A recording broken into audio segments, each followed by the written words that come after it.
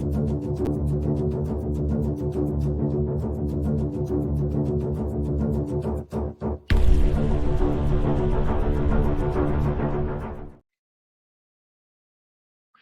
we doing? I'm John, and this is Prepper Nation. Thank you very much for being here. So let's get straight away into it. Let's talk about World War this morning slash afternoon. I have no idea when this video is dropping, to be honest with you. Probably going to be around lunchtime. So Pakistan has decided to strike back. There were airstrikes in Iran. They say they're hitting militants inside of Iran, getting some get back, if you will. And this whole thing is starting to spiral out of control in the Middle East, as it usually does in the Middle East. And there's this fear that it's going to continue to escalate, not just mainstream media, but a lot of people that are in the war community, the ones that have dedicated channels and things here on YouTube to World War II, World War III, geopolitics in general. They're saying this is going to escalate things greatly. And I'm going to go ahead and say it this morning. I think this is what the overlords have been waiting on. So, what do I mean by this? In case you're brand new here and you have no idea what I'm talking about when I say the overlords, right? I'm talking about old Europe, the people that meet in Switzerland, and they still got this mindset that it's the 1500s and they just want to lord over people. I think they've wanted this for a long time. These are very evil people, but they're very rich and they're very powerful. And I think for a long time they've wanted a wider war. Many different reasons for this, okay? Economic reasons, implementation of bad things, reasons, depopulation reasons, and many other things. But they want this wider war or this huge money making meat grinder because there's money to be had during a time of war. I mean, there just is there are companies that, yeah, and y'all know the companies I'm talking about. I don't want to throw the names out here because algorithmy stuff, right? But y'all know there are companies out there that thrive on war. They have to have war to be financially viable. They have to have war every so often. It's just what it is. Going back to Russia and Ukraine, okay, I don't think Russia ever took the bait on a wider war.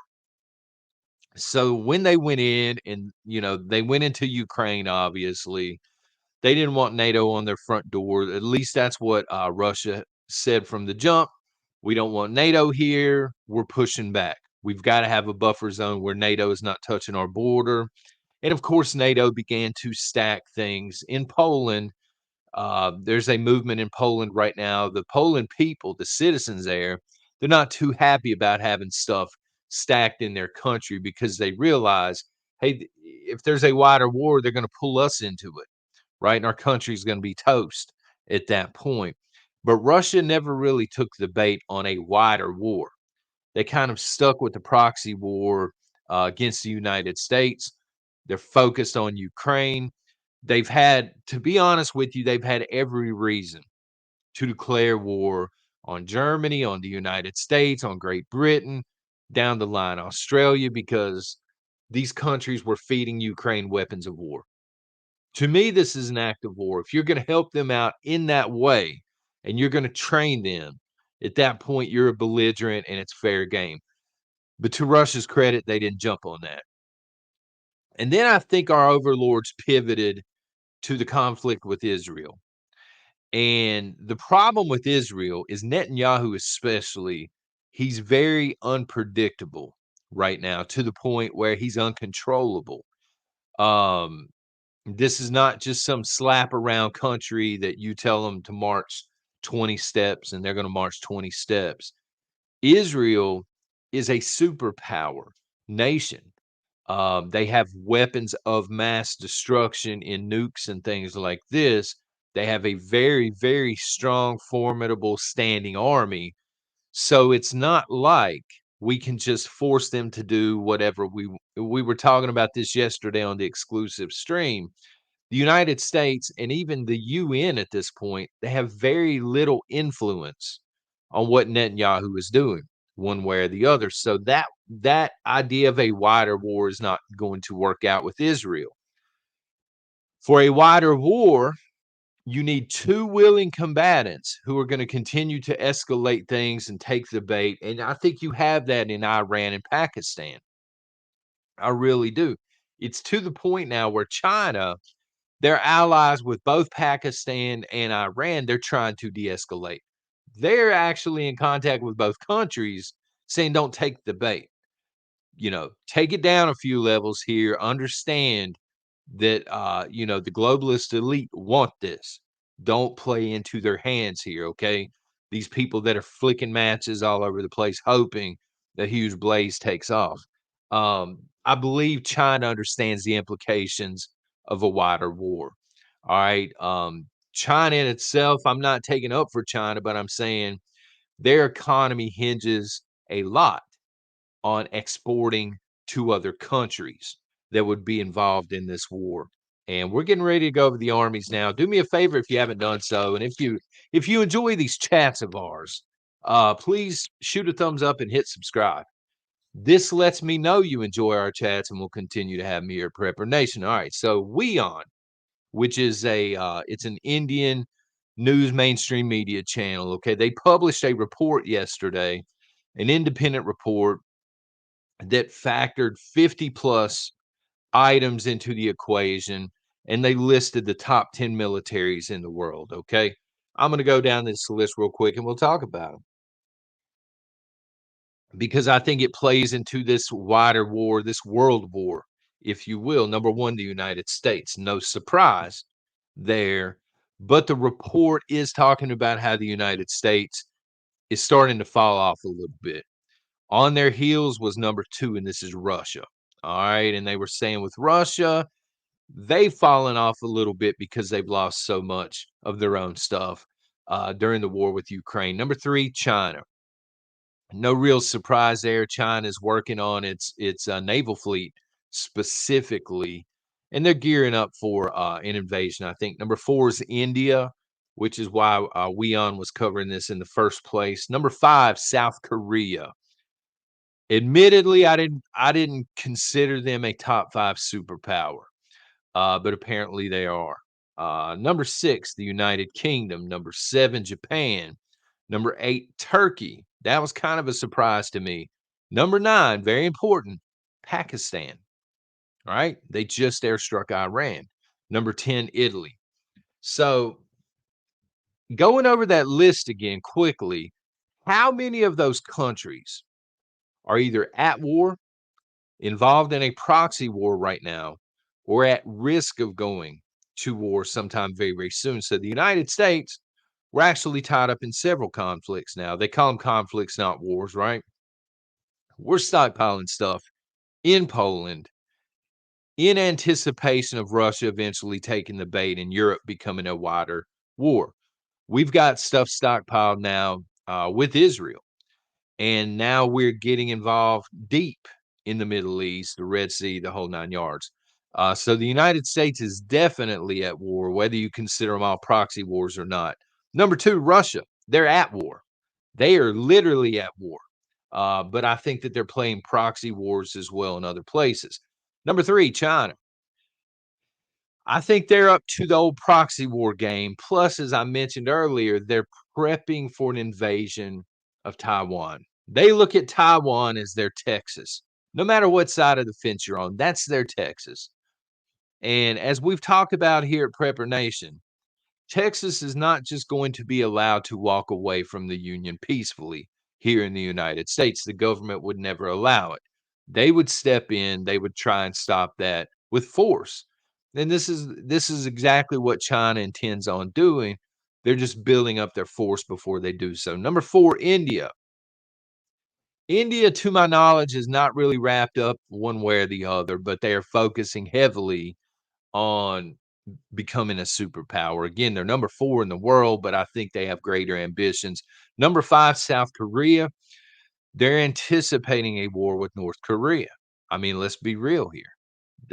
Missiles have went South Korea is prepping for a war. So they're at least in the threat of war. Number six, the United Kingdom. They just literally helped the United States airstrike in the Middle East.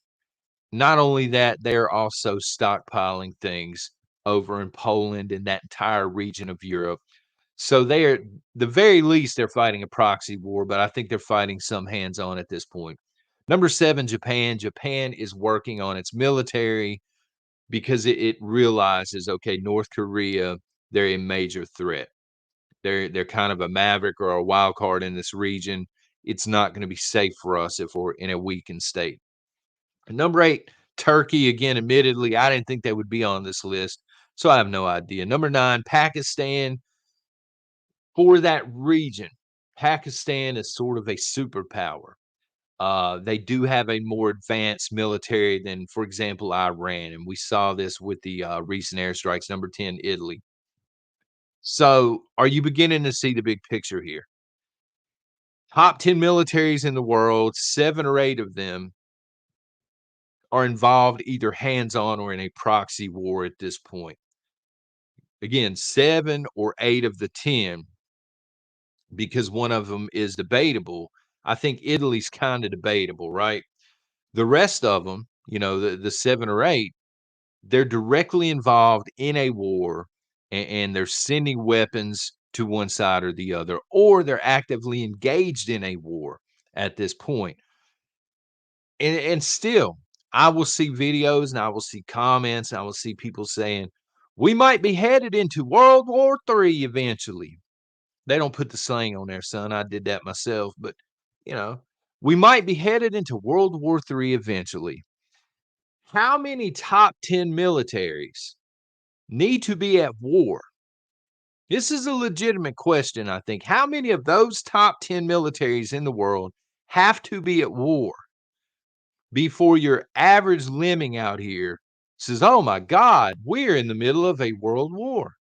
Do all 10 of them need to be at war? Do they all need to be slinging lead and nukes at one another? You know what I mean? Like, what's the litmus test for World War III? Because me personally, I think it started with Russia's invasion of Ukraine because that set off a chain reaction. NATO piling stuff up, Poland. We got to get it on the border of Ukraine. They had this grand scheme that Ukraine was going to drive Russia back out, and that hasn't happened.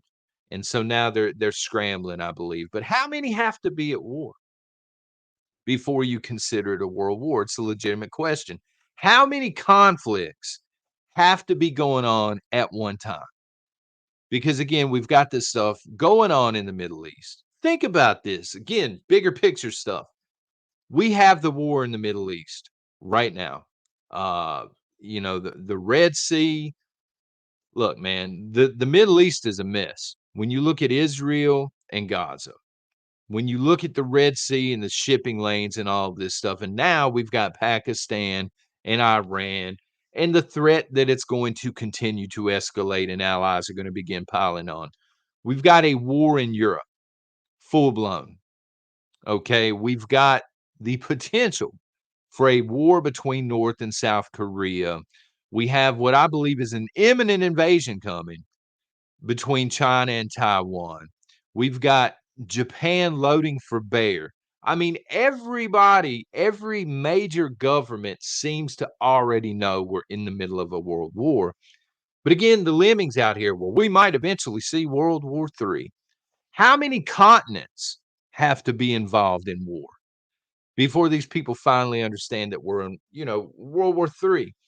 Think about it like this. Every decade has a theme, doesn't it? You've got the roaring age, the jazz age, you've got the Great Depression, you've got the 80s, which were stellar, by the way. Let me just throw that in there. But what is this decade's theme? When you get right down to it, what is this decade's theme thus far? From 2020 and beyond. It seemed like it was going to be the C-19. That was going to be the big theme. How many times has World War III been trending on social media since 2020? Folks, I believe this decade's theme is World War. That's why I named the video what I did this morning slash afternoon, where, whatever it happens to be there, son. That's why I went with the name. That is this decade's theme. And if I'm correct on that, if you agree with me, you may not, whatever. But if you do, and I'm correct, and this decade's theme is World War, we ain't seen nothing yet. Things are about to get really, really nasty around the world. Hopefully, y'all are prepared for that. Take care of yourselves. God bless.